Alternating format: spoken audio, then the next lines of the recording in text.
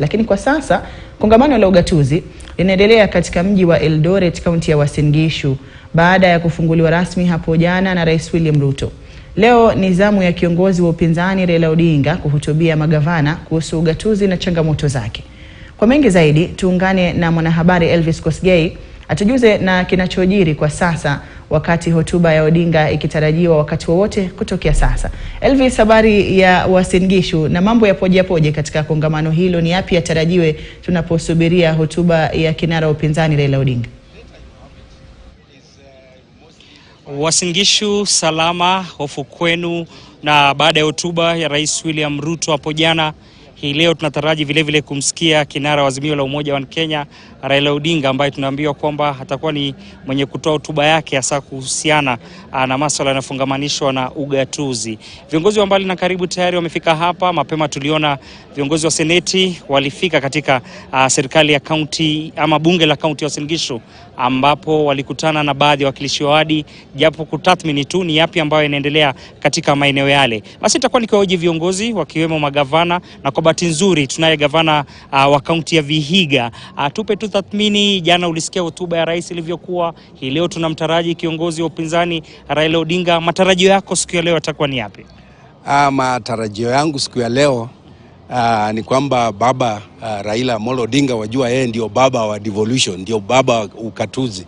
Alipigania hii kwa miaka 20 na niko na furaha kwamba ukatuzi sasa umemea mizizi, na natarajia kwamba yeye akikuja hapa ataweka mkazo, atahimiza umuhimu wa ukatuzi na sababu ya support ukatuzi, kwa vile tumekuwa na changamoto hapa na pale, lakini tunaona kwamba baada ya miaka 10 sasa tunataka tufanye kazi, tufanye ukatuzi umee kabisa na uwe sasa ndio kianzisho ya maendeleo kwa kila kaunti. Naam, sijui kama ulisikia hotuba ya Rais William Ruto hapo jana akizungumzia masuala ya ufisadi, na anasema kwamba huenda ufisadi umekita sana kwenye kaunti.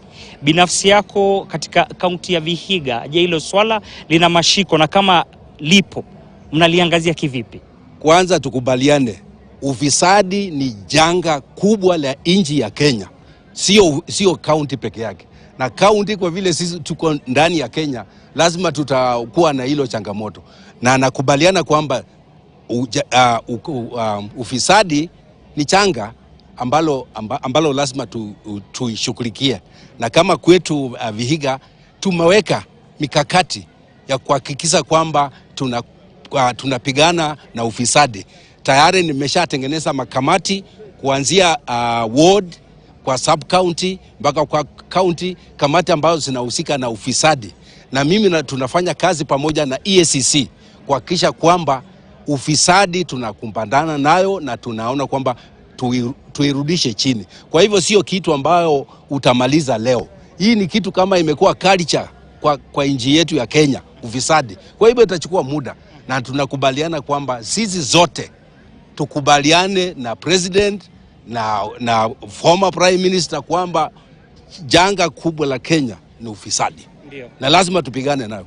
Na sio governors peke yake. Kwa vile watu vile disungumzo hapa chana, watu wanaweza fikiria ni kwamba ni governors ndio wako na ufisadi. Ufisadi umeingia zaidi kwanza kwa national government. Ndio inaingia, ndio pale mabilioni ya pesa inaibiwa. Sio hata kwa county. County tunapata pesa kidogo 15%, wale wanapata 85%. Ndio. Yeah. Nilimsikia jana mwenyekiti wa baraza la magavana Anne Waiguru akisema kwamba kwa mara ya kwanza mgao wa fedha ulikuja kwa wakati, lakini vile magavana ambao nilizungumza nao wanasema kwamba kidogo pesa ambazo mnapata ni finyu. Sijui kama changamoto hizo zipo katika kaunti ya Vihiga. Yes, tuko nayo, lakini lazima tuelewane. Tuko na ile ya kusema pesa imewachiliwa na pesa imefika kwa kaunti. Wajua sasa serikali ikisema treasury imetoa pesa, hiyo pesa lazima tena uende kwa control of budget. Control of budget sasa ndio natoa idhini ndio pesa ikuja. Naweza kuambia kwamba Vihiga ndio pesa ilitolewa, na mpaka saa hii watu wangu hajapata mshahara. Kwa vile control of budget nayo wako na masharti yake kubwa ambao lazima utimize ndio sasa hiyo pesa itolewe. So ni vizuri, jambo ambalo la muhimu ni control of budget, lazima tukubaliane ni majukumu gani ya control of budget. Kama pesa imetolewa, na afadhali iende direct to the counties. Na kwa hivyo mimi naona kwa ukatuzi changamoto kubwa ambao lazima tutatue kama ukatuzi utaendelea ni vile pesa zitatoka direct kutoka kwa treasury to the counties.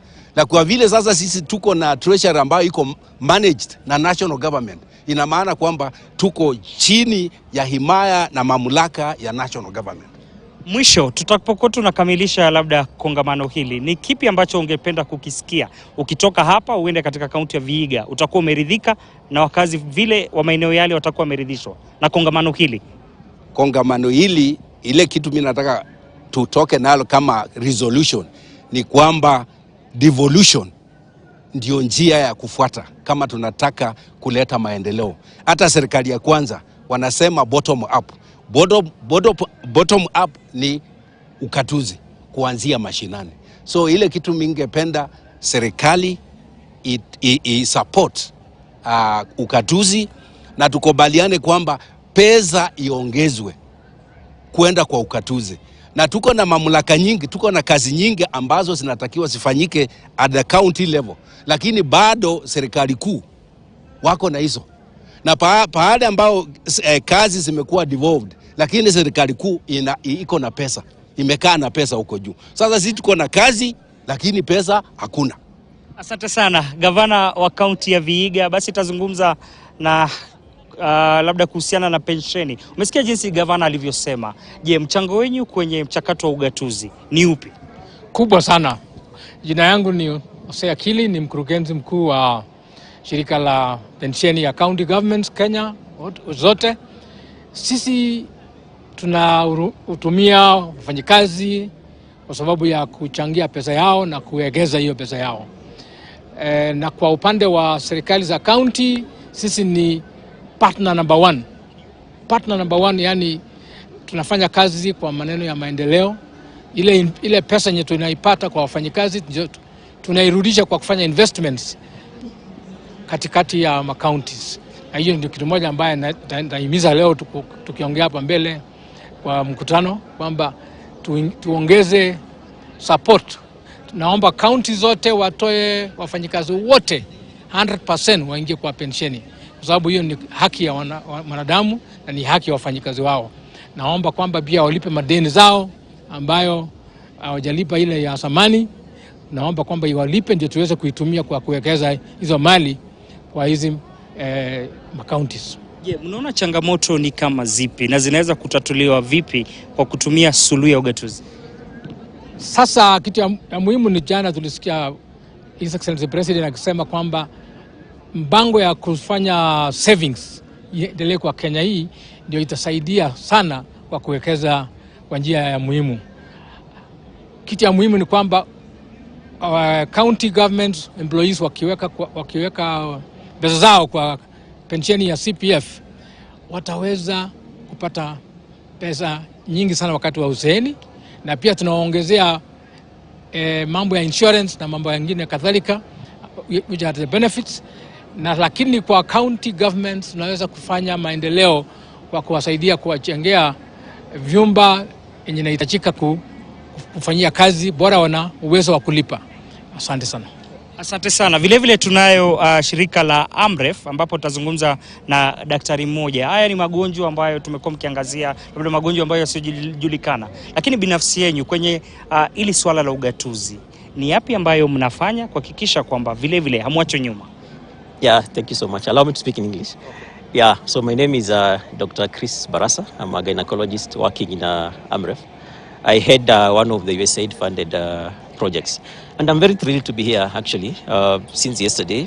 And there are critical things that we've talked about 10 years down into devolution. And I want to reflect over the speech from Ambassador Whitman, the speech by our CEO, Dr. Githinji Gitai, the speech by our president, and also the speech by the chair of the COG, Madam Waiguru. All those actually reflected upon the gains made by devolution the last 10 years.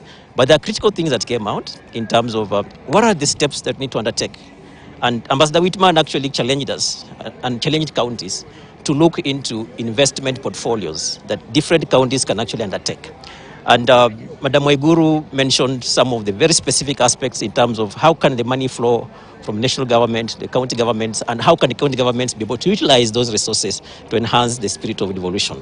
In terms of health, our CEO Githinji was very critical and very particular in terms of how do we achieve the last mile in terms of reaching the underserved population. And he mentioned the issue of primary health care, which is very critical to us as AMREF because we have been advocating this. And this is something that was actually even reinforced by the president, who talked about primary health care, and in line even with the plans to have this rolled out officially on 20th of October. And the aim is actually to see, in the next 10 years, how do we align our interventions towards what the global Vision 2030 is. And I'm mentioning Vision 2030 because there are critical things that in health we are looking at, and we are calling them the big bets. How can, as a country, be able to reduce maternal mortalities? How can, as a country, be able to flatten the curve of non-communicable diseases? How can, as a country, be able to reduce the incidence of malaria in the malaria endemic areas? And the last thing that we really want to focus on is how can we be able to use proper health governance structures to be able to achieve this. And we are glad that as AMREF, actually we've gotten some funding from USAID, and we are going to work with all the county governments to be able to see how do we entrench the governance structure that the president was talking about to ensure that the people that we serve actually are receiving what they deserve, and that we as county governments are accountable to the people that we serve. Asante sana. Ndio mmoja wa madaktari hasa katika shirika la AMREF. Halikadhalika tulizungumza na gavana wa Vihiga ambaye amedadavua masuala ya ufisadi, changamoto ambazo wanapitia, mgao ambao wanasema kwamba ni finyu. Lakini haya yote tutakuwa tunamsubiri kiongozi wa Azimio la Umoja wa Kenya Raila Odinga tupe tathmini halisi kwa siku ya leo, tukitaraji kwamba kongamano lenyewe litakuwa linahitimishwa hapo kesho, na huenda naibu wa rais Rigathi Gachagua anatarajiwa kwamba yeye ndio atakuwa ni mwenye kukifunga labda kikao hicho. Kutoka kwangu Elvis Kosgei, ambaye baadaye mtakuwa na Zubeida Kome, halikadhalika Rita Tinina, ambao wamefika katika kaunti hii ya Uasin Gishu tangia siku ya jana, watakuwa nawapa habari hizi na taarifa kwa njia moja kwa moja na kuweza kuwabainishia hasa ni yapi kubainika kwamba kinara wa Azimio la Umoja wa Kenya Raila Odinga muda wote wa kufikia sasa. Na asante mwenzangu Elvis Kosgei, na kama alivyokujuza atakuwa tuko pale